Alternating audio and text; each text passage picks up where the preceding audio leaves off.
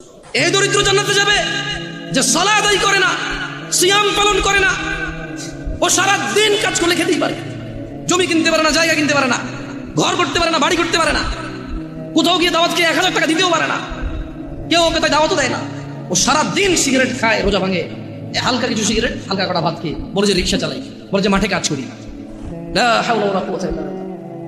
ও তুমি মুসলমান শুনো, সিয়াম এটা ফরজ প্রত্যেক মুসলমান নারী এবং পুরুষের জন্য।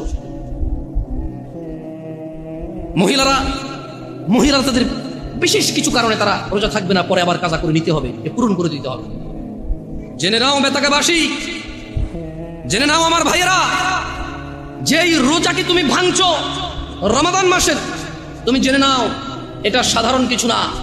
রাসূল সাল্লাল্লাহু আলাইহি ওয়াসাল্লাম বলেছে, একটা রমজানের রোজা যে ভাঙলো ইচ্ছা করে, কোনো কারণ ছাড়া, এই লোক রমজানের পরে লাগাতার না, থেমে না, লাগাতার একটার বদলে 2 মাস রোজা পালন করতে হবে।